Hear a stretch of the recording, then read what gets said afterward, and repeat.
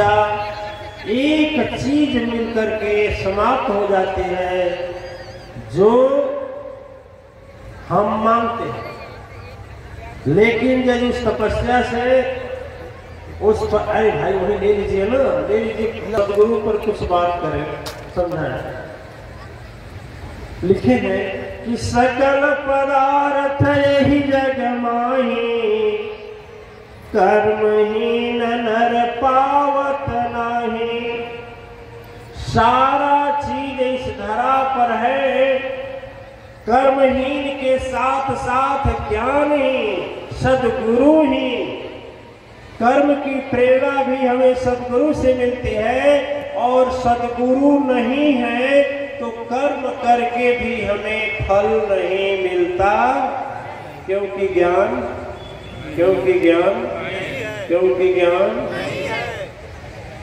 अरे भाई सीधी बात है। यदि कोई बताने वाला ना हो, या मैं घमंड से लोग पूछूं और इधर जाऊं, हमें जाना है गोरखपुर, और इधर जाऊं, इधर ना जाऊं, इधर जाऊं, तो गोरखपुर मिलेगा?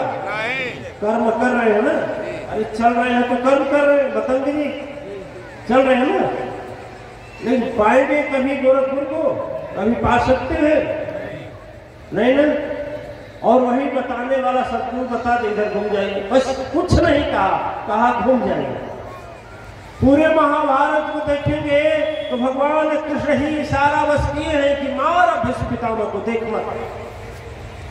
अर्जुन बोलता है कैसे मारे, हाथ में बाण नहीं है, अरे मार। बाण ले लेगा तो इस धरती पर कोई ऐसा वीर नहीं जन्म लिया है जो भीष्म पितामह का शव छेदन कर सके, कोई नहीं। और तो प्रभु धर्म के खिलाफ है। फिर बताते हैं तो ये कौन धर्म का पालन किए हैं? ब्रह्मचर्य है। और द्रौपदी का चीरहरण की बात हुई तो सब मौन थे, एक कौन धर्म का पालन किए हैं? महाराष्ट्र आ गई याद, मार दिया। सारा कर्म शक्ति है, लेकिन जब सदगुरु याद दिलाता है तब है ना। द्रोणाचार्य को मारना है, द्रोणाचार्य को नहीं तैयार होते हैं। भगवान बोलते हैं झूठ बोल, धर्मराज हो तो क्या झूठ बोल दो।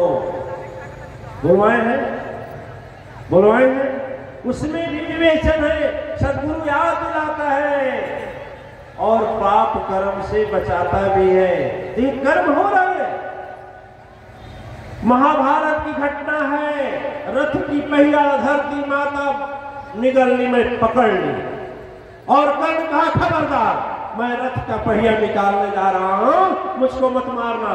शांत पाल, पहले यह निश्चित हो गया है कि निहत्थे के ऊपर वार नहीं करोगे। भगवान कृष्ण कहे अरे देख का रहे हो, पांचों श्राप इकट्ठा हुआ है, जल्दी कर मार इसको। अर्जुन बोल रहे हैं कैसे मारे? सही बात है, पितामह ने निश्चित किया है युद्ध का नियम कि सूर्यास्त के बाद जब शंख ध्वनि हो जाएगी तो एक योद्धा दूसरे योद्धा पर आक्रमण नहीं करेंगे। कोई भी योद्धा कभी भी किसी भी हालात में निहत्थे महारथी पर वार नहीं करेगा। प्रभु मैं नहीं मारूंगा। भगवान बौखला गए।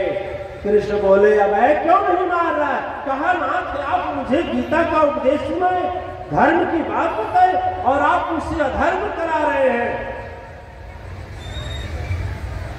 भगवान कृष्ण फिर देखो सदगुरु इशारा करता है, कर्म आप ही करेंगे, इशारा सदगुरु का होगा। इशारा कर रहे हैं कि देख यह कर्म है, मुझे बताओ कब धर्म का यह निर्वहन किया है, कब किया है?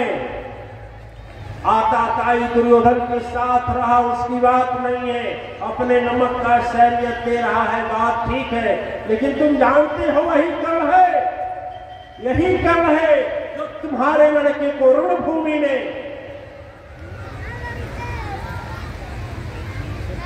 बिना कर्म में शस्त्र यानी निहत्था था।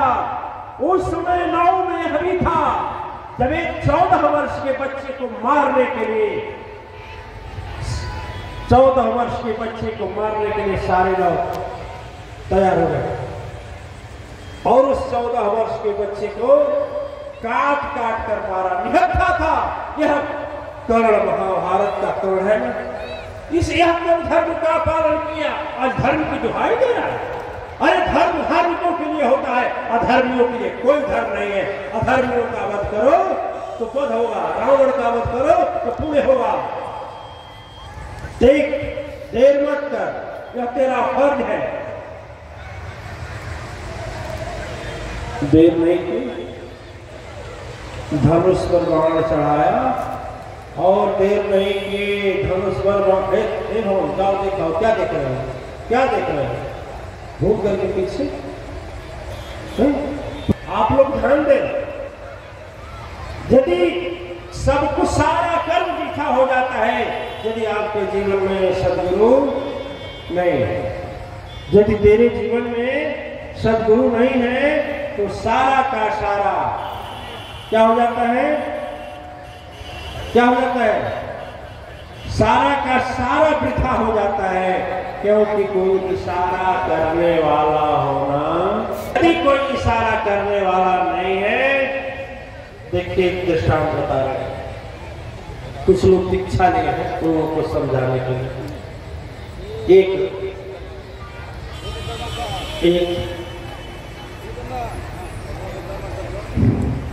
राजा था, क्या था हमारे में, देखिए मैं कहानी कम करता हूँ, अभी लास्ट में आपकी जीवनी ला देंगे, सबकी जीवनी ला देंगे, लोग सुनिए ध्यान से।